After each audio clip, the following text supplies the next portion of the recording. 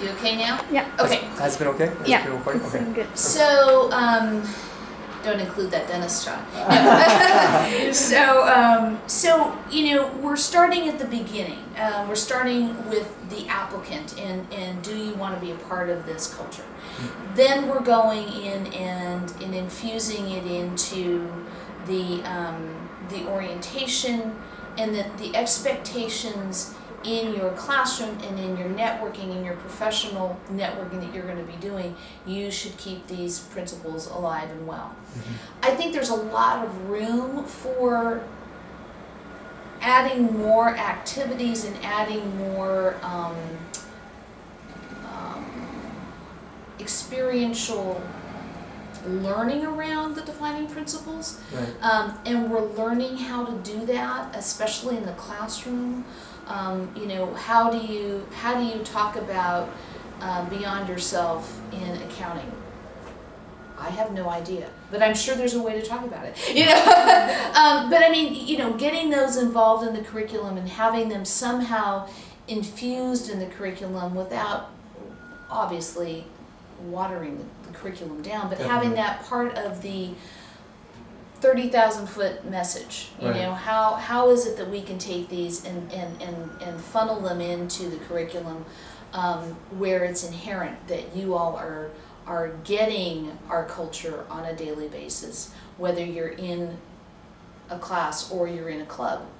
So in the clubs themselves, student organizations, we have them discuss the defining principles when they go through the sponsorship process. And how are you showing the defining principles in your club? What is your mission and how are you going to be showing us that? So that the organizations can carry that forward. And I know that, you know, one of the things that like the student org is going to do this spring is do a big, huge activity, which will be a collaboration of all the clubs, which has probably never happened, where we get all the clubs together and we put on one activity for you know, a charity. So that's something that I think we're trying to do. Again, bringing things in as best as we possibly can to really get the culture embedded. Gotcha. Okay.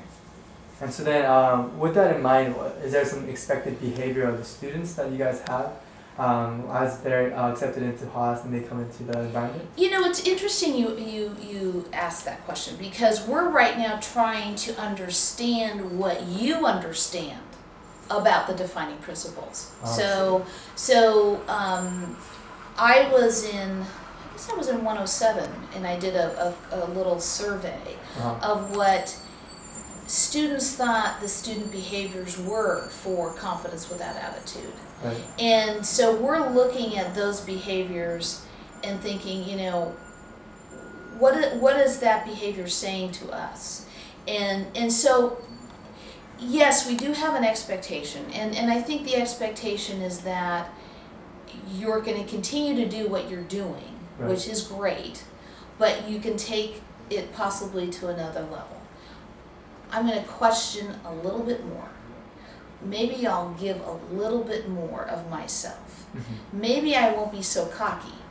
You know, so those kinds of, and also, you know, I'm always going to be a learner. I'm going to learn from my manager whatever it is they're giving to me, because that's what you do when you work in a position, is you learn from somebody. So you're a student always. So there, you know, we don't have any bulleted, stated, you must act like this, and I don't think at Berkeley we would ever say anything like that. Right.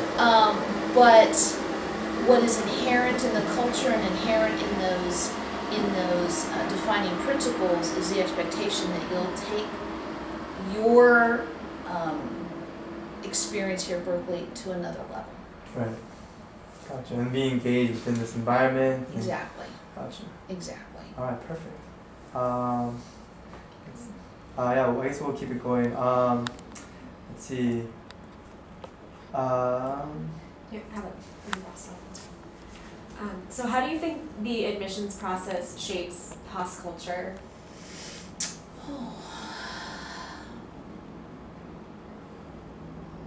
shapes Haas culture?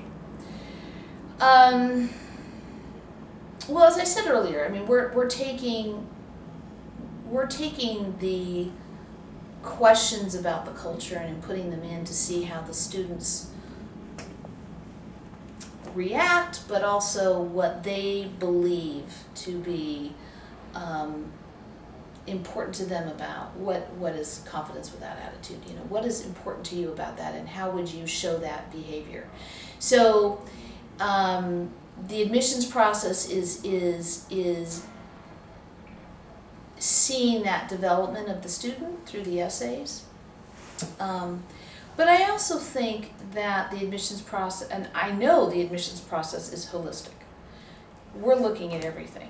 And that is what this culture is about, is who are you wholly?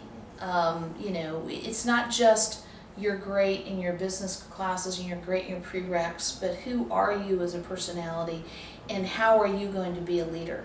And so by having the defining principles as part of the application in the essay and also as part of the resume, you know, show us what your accomplishments are, show us how you have contributed, you know, we get a better sense of who the applicants are so that we are making a better choice, or the best choice, maybe not the better choice, but the best choice, so that the community that we have at the end is one that we know will question the status quo and be confident without attitude and all of those. So I think that's the goal. No cookie cutters. You know, we don't want a bunch of cookie cutters students, excuse me. You know, I think it's diversity and how everybody collaborates together. I think they're very, very important parts of this process. Great. I guess last question before we wrap up the interview. How do you guys, or in what aspects do you guys interact with the students, or what are the channels through which the staff are able to interact with the students and really get that feedback and get that communication between each other to really express that culture as well? Sure. Well, I mean, on my level, I have the opportunity to meet with the president and vice president of the Business Students Association on a weekly basis. So I meet with them, and they are out there learning, listening, hearing what's going on, and you know what the issues are, from you know the printers aren't working to we don't have enough lockers to cheating, you know, and these are big things that have come to us through the students and have been very pivotal in terms of, you know, the administration going, okay, the students are acting upset about this, we really have to act on this. So I get stuff from them. We also have, of course, the DAC Council, which is the Student Organizations Council, where all the student orgs come in, and we meet with them on a monthly basis. And they have direct communication with us. So if, you know, a president of a club wanted to come in and meet with me, I have office hours set aside to meet with that person. Or if a student says, you know, I have a suggestion and I want to come in and talk to you about it, great, come on down, let's sit and chat, because it's really important for us to know what you're thinking. The other part is the dean gets out and he has his lunches that he has twice a year, and it's hard to get students to them because of classes and stuff, but he wants to know what you're thinking. And so we've been working with his staff to determine different ways for students to get involved in those lunches, even if they're in class. You know, maybe there are questions that they can send to him in advance that he can be answering. Or maybe there are students who are too shy to ask the questions and he can have those questions in advance. So the advisors who are working the front lines, so to speak, also get questions and concerns and suggestions, and those are brought back to Erica or myself, and you know, we hear them, we go, okay, now what do we need to do something and we need to act on it. The other thing is now that we have the cohorts, as we started for the juniors this year, and while those are community building and social cohorts, we're going to start having leaders in the cohorts. And each cohort will have a leader so that they will then be able to say, you know, I'm leading these 60, but I'm here to listen, and I can, that person can come in and meet with me, and we can sit down and talk about whatever that group is talking about. Exactly. So we're gonna continue to have more channels and stuff. But I do get questions, I get concerns, by email, Right. and respond to them, whatever that is, or if it's a bigger issue, then we take it on as a staff. Definitely. All right, sounds great. I think that's That was perfect. it? Yeah. That's, Oh man! we're letting you off a little Oh, today. Thank you. Well, great. So yeah, thank you so much. Oh, And you're so, welcome. It's because I think last time we had that extensive notes, and so Sure. we just kind of a lot of the things that we needed for footage, and so